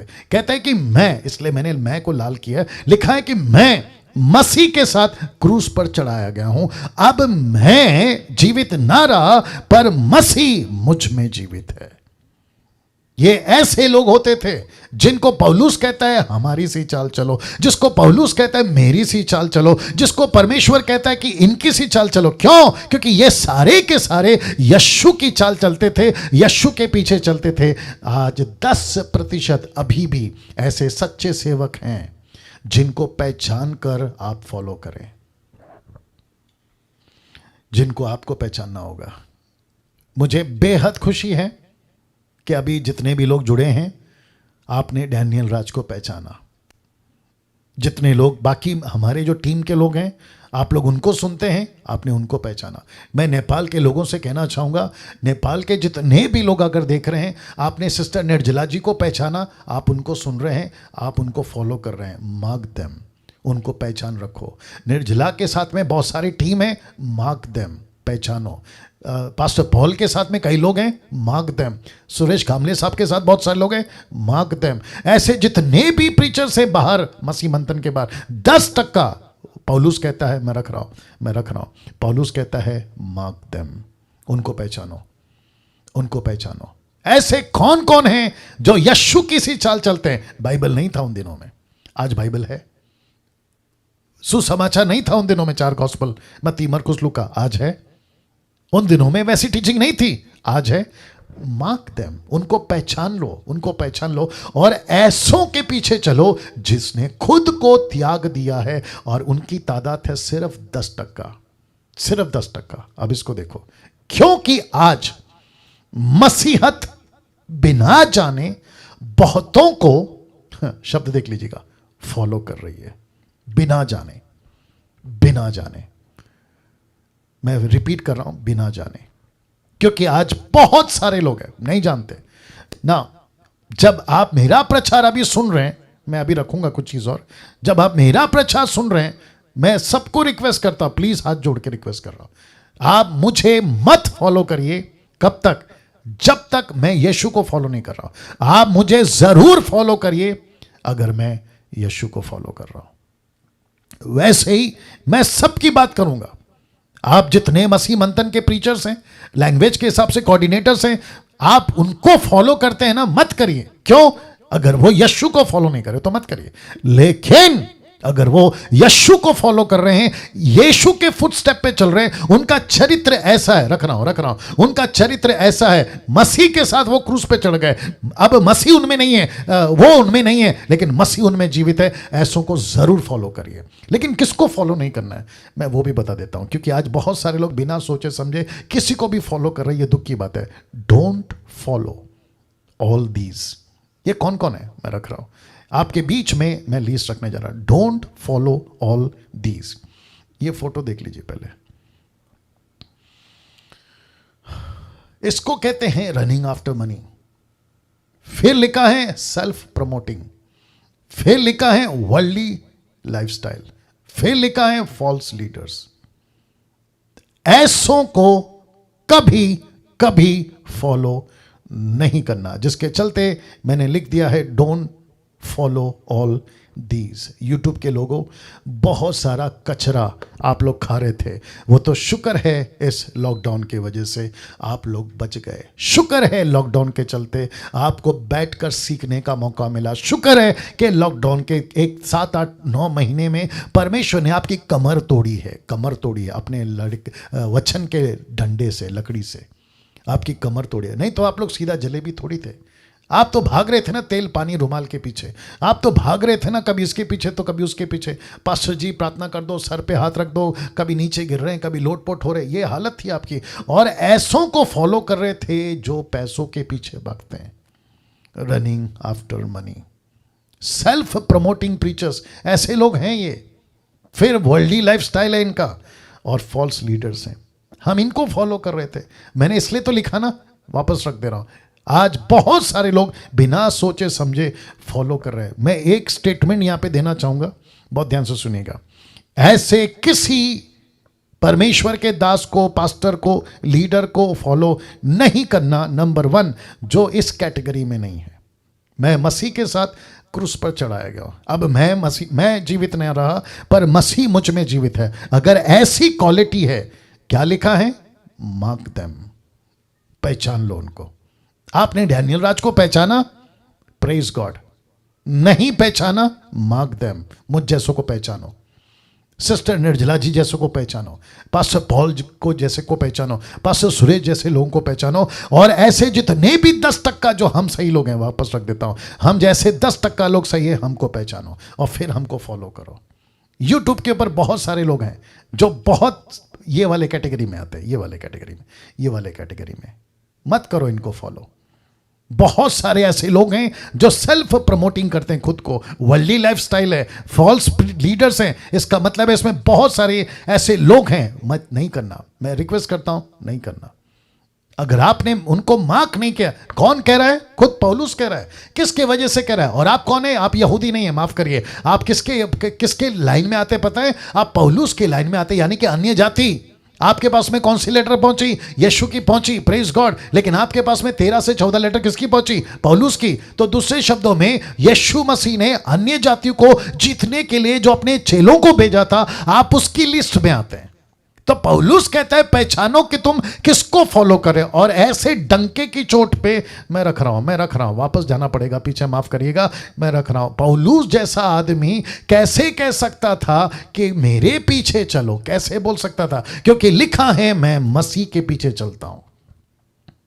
अगर ऐसा कोई लीडर अमेरिका में, अफ्रीका में, जापानीज कंट्री में, भारत के देश में, या फिर पूरे भारत के अंदर जितने भी नाटकबाजी चलती है, वो चाहे पंजाब हो, गुजरात हो, महाराष्ट्र हो, कर्नाटका हो, आंध्र प्रदेश हो, तमिलनाडु हो, या झारखंड हो, उस तरफ में नॉर्थ हो, ये सभी जगह पे अगर लीडर कहते हैं चर्च फॉलो मी, तो चर्च को एक ही बात पूछना होगा, उनको पहचानना होगा, यस पास्टर हम आपके पीछे चलेंगे, लेकिन आपकी गिनती इनमें नहीं होनी चाहिए। मैं रख रहा हूं, आपकी गिनती इसमें नहीं होनी चाहिए। जिसको कहते हैं ये लोग, जिसको कहते हैं ऐसे लोगों में आपकी गिनती नहीं होनी चाहिए। ये सारे लोगों में अगर इसमें है, मैं कहता हूं कि उनको फॉलो करना बंद करिए, उनके चर्च जाना बंद करिए। और उसमें सबसे ज्यादा, मैं एक बार लिस्ट भी बना दूंगा इसी डीटी के अंदर, ये जो टंग्स बात करते हैं, नंबर 1, ऐसे लोगों के चर्च में नहीं जाना। जहां पैसों को लेकर बात होती है, ऐसे चर्च में नहीं जाना। पैसे जबरदस्ती मांगे जाते हैं, दशमांश के नाम पे क्या कहते हैं, चर्च का आज फंक्शन है, पास्टर का बर्थडे है, हम जो है कन्वेंशन कर रहे हैं, हम जो है ये कर रहे हैं, वो कर रहे हैं, आपको देना ही होगा। ऐसे कितने लोग हैं, प्रार्थना का 10,000 अलग, प्रार्थना का 15,000, फोटो खिंचाने का पैसा अलग, पास्टर के साथ में खाना खाने का अलग। ये सारा नाटकबाजी अगर चल रहा है, ऐसों को फॉलो करना बंद करिए। जो वचन के साथ में फॉल्स लीडरशिप में चला रहे हैं, वचन कहीं और है, कॉन्टेक्स्ट कहीं और है, सिखा कहीं और है, ऐसे लोगों को फॉलो करना बंद करिए। जिसके चलते मैंने लिख दिया था कि बहुत सारे लोगों को पता ही नहीं है कि वो किसको फॉलो कर रहे हैं। माँ बाप ने गए थे, बच्चे जा रहे हैं वही चर्च में, बोला कौन सा चर्च है, मदर चर्च है। चर्च कैसा है नहीं चेक किया, पास्टर कैसा है नहीं चेक किया। मैं वापस कहता हूं, मुझे बहुत बहुत ज़्यादा तकलीफ है, और मैं उसी वजह से, देखो क्या लिखा है, मार्क देम, कहाँ गया वो, मैं रख रहा हूं, ये देखो, मार्क देम, फिलिपियो 3:17 याद रखना। हे भाइयों, तुम सब मिलकर मेरी सी चाल चलो, उन्हें पहचान रखो, मार्क देम, जो इस रीति से चलते जिसका उदाहरण तुम हमसे पाते हो। अगर ऐसे सही लोग हैं, आप उनके पीछे चलो। अगर सही लोग नहीं हैं, जो कि मैं संडे को वापस से प्रचार करूंगा, जिसका जिक्र यीशु ने किया कि बहुत तेरे यीशु के पास में नहीं जा पाएंगे, 3 तरह की कैटेगरी है, मैं रखूंगा संडे के दिन। तो मार्क देम। वाह, कैसा लगा, मार्क देम, ऐसे लोगों को पकड़ो। मुझे बेहद खुशी है कि मैं इस तरीके का हूं। मुझे बेहद खुशी है कि आप लोग जितने भी अभी जूम पे हैं, आप लोग की गिनती इसमें है। मुझे बेहद खुशी है कि 1.5 लाख जिन्होंने मेरे को सब्सक्राइब किया है, आपकी गिनती इसमें है। मैं मसीह के साथ क्रूस पर चढ़ाया गया हूँ, अब मैं जीवित ना रहा पर मसीह मुझ में जीवित है। ऐसे 10% लोगों को ज़रूर फॉलो करिए, ऐसे 10% लोगों को ज़रूर फॉलो करिए। ऐसे लोगों को फॉलो मत करो जो तेल बेच रहा है, पानी बेच रहा है, खुद को बेच रहा है, प्रार्थना को बेच रहा है, प्रचार को बेच रहा है और सेल्फ प्रमोटिंग है। डोंट फॉलो देम, मेरी रिक्वेस्ट है आपसे, otherwise you will lose your salvation for ever. आप अनंत काल के लिए अपना जीवन उद्धार खो बैठोगे। ये फोटो को भी मैं एडिट करके डालूंगा यूट्यूब के ऊपर और आप लोगों को भी दूंगा अब यहाँ से कल। तो कल एपिसोड नंबर 16 जो कि लास्ट होगा इस हफ्ते का, और टॉपिक मैंने आपको बता दिया पवित्र आत्मा, और साथ ही साथ ये भी ऐड करूंगा जो मैंने अभी बताया, चरित्र को लाइफ टाइम बना के रखना, ये आपका काम है। तो मसीह मंथन बैठक का ऑनलाइन चर्च स्टार्ट हो चुका है जूम के ऊपर, और ये एवरी संडे चलेगा 7 से लेकर 9 बजे तक according to Indian standard time. प्रभु भोज है इस संडे, जो कि हर महीने के पहले रविवार को होगा। और साथ ही साथ आपको मैंने बता दिया कि क्या क्या यूज़ करना है, ज़्यादा परेशान नहीं होइएगा। इन 3 में से किसी भी का एक सहारा लीजिए। और अंगूर का जूस आप यूज़ कर सकते हैं, ये जैसा लिखा है मैंने आपके लिए। और बीच में जो फोटो रखा है ना, आप उसको देख सकते हैं। ऐसे बैठकर आपके घर के लोगों के साथ, पड़ोसियों के साथ, जो विश्वासी हैं, याद रखो, जिसका बपतिस्मा नहीं हुआ है। कई लोगों ने मैसेज किया है कि पास्टर जी हमारा बपतिस्मा नहीं हुआ है, हम क्या करें, क्योंकि परिस्थिति ऐसी है कि हम बपतिस्मा नहीं ले पाए 1 साल से, 2 साल से, 3 साल से, लेकिन हम पक्के विश्वासी हैं, मजबूती है। और साथ ही साथ मैं आपको ये भी बता दूं कि अभी जूम के ऊपर एक भाई हैं, नाम नहीं लूँगा, उन्होंने मुझे मैसेज किया, बोला पास्टर डैनियल कैसे पता चलेगा कि वो लोग विश्वासी हैं कि नहीं, तो कुछ टेस्ट रखते हैं। मैंने कहा, हालांकि उनको जवाब नहीं दिया, बट मैंने खुद को कहा, मैं कौन होता हूं किसी के फेथ को टेस्ट करने वाला। ऊपर बैठा परमेश्वर है ना, फेथ को टेस्ट करने वाला। फिलिप ने नहीं पूछा ना खोजा को, पक्का सर्टिफिकेट दे या सबूत दे, ऐसा नहीं बोला। उसने कहा अगर तू मन से विश्वास करता है मैं तेरे को बपतिस्मा देने के लिए तैयार हूं। मैं क्या कर सकता हूं आपके साथ? मैं सिर्फ इतना पूछ सकता हूं क्या आप विश्वासी हैं? अगर आप हाँ कहते हैं तो मैं मान लूंगा। मैं ये कह सकता हूं कि आप पूरे जीवन भर प्रभु के पीछे चलोगे, अगर आप हाँ कहते हैं तो मैं मान लूंगा। लेकिन मैं आपको कैसे चेक करूं? ऐसा कौन सा इंजेक्शन लगाऊं या ऐसा कौन सा दवाई पिला के या ऐसा कौन सा स्कैनिंग मशीन है कि आपको खड़ा कर दूं और आप सच्चे निकल जाएं? नहीं कर सकते ना। हम आपकी बातों पे विश्वास करते हैं। क्यों? क्योंकि आप प्रभु पे विश्वास करते हैं। तो उसी आधार पर होगा। बपतिस्मा नहीं हुआ है, मैं जानता हूं, देर सवेर आपका बपतिस्मा हो जाएगा। लेकिन कुछ लोग कहते हैं बिना बपतिस्मे क्या प्रभु बोझ क्यों देते थे? तो फिर मैं पूछूंगा आप बिना बपतिस्मा का उसका दशमांश क्यों ले रहे हैं? तो बपतिस्मा के लिए भी शर्त रखो ना, माफ करें, दशमांश के लिए भी शर्त रखो ना कि जब तक आपका बपतिस्मा नहीं होगा हम आपका दशमांश नहीं लेंगे। ऑफरिंग ले लेते हो, पैसे ले लेते हो, उनको कहते हैं कि तुम दान डालो, चंदा डालो, अपना पैसा डालो, वो क्यों लेते हो? और साथ ही साथ बपतिस्मा नहीं लिया उसकी मजबूरी है, आज नहीं तो कल वो ले लेगा। लेकिन अगर आज और कल में अगर वो मर गया तो क्या नर्क जाएगा? नहीं। जब प्रभु उसको मिल गया बिना बपतिस्मा के, क्योंकि उसने विश्वास किया, उद्धार मिल गया बिना बपतिस्मा के क्योंकि उसने विश्वास किया। मरकुस का 16 कहता है जो विश्वास करे और बपतिस्मा ले उसी का उद्धार होगा। लेकिन आगे क्या कहता है? जो विश्वास नहीं करेगा वो दोषी ठहरेगा। तो विश्वास 2 बार है, बपतिस्मा 1 बार है। तो डैनियल राज बपतिस्मा के खिलाफ है? बिल्कुल नहीं। मैंने खुद बपतिस्मा लिया है, मेरी कलीसिया बपतिस्मा लेती है, और जितने भी मेरी टीचिंग है उसमें यही है कि बपतिस्मा होना चाहिए 1 बार डुबाकर, पिता पुत्र पवित्र आत्मा के नाम से। I hope you got the point. Now, क्या आपने मसीह मंथन बैठक ग्रुप से खुद को जोड़ लिया है? नहीं जोड़ा है तो जोड़िए। YouTube के लोगों जोड़ लीजिएगा, साथ ही साथ मेरे चैनल को सब्सक्राइब भी कर लीजिए अगर नहीं किया है। मसीह मंथन बैठक का ऐप आ चुका है जो कि काफ़ी टाइम से, अगर आपने डाउनलोड नहीं किया प्लीज़ कर लें। फेसबुक आ चुका है, अगर आपने डाउनलोड नहीं किया कर लीजिए। और साथ ही साथ मसीह मंथन का वेबसाइट है www.masihmanthan.com, उसको भी आप लोग जो हैं ले लें। और अब कल मिलेंगे हम एपिसोड नंबर 16 पे, 16 एपिसोड पे, एपिसोड नंबर 16 पे। और कल 7:30 बजे आपके बीच में डैनियल राज फिर आएगा, लास्ट टॉपिक इस चरित्र को लेकर। और वापस कहता हूं टाइम पे आइए, अद्भुत बातें आप लोग सीख रहे हैं। आइए प्रार्थना करके समाप्त करते हैं। Thank you Lord, worship you पापा, थैंक यू डैडी। सृष्टिकर्ता पिता यीशु के नाम में आपके महान उपस्थिति में है प्रभु, धन्यवाद देते हैं। प्रभु जी आपसे प्यार करते हैं, यीशु आपसे प्यार करते हैं। क्या जीवन, क्या बातें, क्या प्रकाशन, क्या वचन, जिसके पीछे गर्व से बोल सकते हैं कि हम सब यीशु के फॉलोवर्स हैं, हम यीशु के पीछे चलने वाले हैं। प्रभु जी ये चरित्र का टॉपिक, ये कैरेक्टर का टॉपिक जो आपने लगातार 3 दिन से आप हमें सिखा रहे हैं, प्रभु जी मैं आपका उसके लिए धन्यवाद देता हूं। अद्भुत प्रकाशन के साथ आप लोगों से बात कर रहे हैं, उसके लिए आपका धन्यवाद देता हूं। साथ ही साथ प्रभु यूट्यूब जूम के ऊपर अभी जितने लोग जुड़ते हैं प्रभु जी, मैं विनती करता हूं उन सभी को यीशु के नाम में आप अपने नजदीक, आपके पीछे अच्छे चरित्र के साथ, भक्ति के साथ, तेरे भय के साथ चलने वाला बना। और मुझे 3 महीने के बाद जब ये डीटी खत्म हो जाएगी प्रभु, इन्हीं में से पतरस दे, पौलुस दे, स्टीफन दे, फिलिप दे, ऐसे लोग दे जो जगत को उलट पुलट करने वाले बने। वो चाहे पुरुष हो या स्त्री हो, लड़का हो या लड़की हो, जवान हो या बुजुर्ग हो, ऐसे लोग दे प्रभु जो तेरी महिमा कर सकेंगे। आदर महिमा आपको देते हैं, ये प्रार्थना यीशु के नाम से मांगते हैं, सुने और दया से कबूल करें, आमीन। यूट्यूब के लोगों ध्यान रखिएगा, कल फिर आएंगे, आप लोग भी मिलें। और जूम के लोगों, थैंक यू, जूम के लोग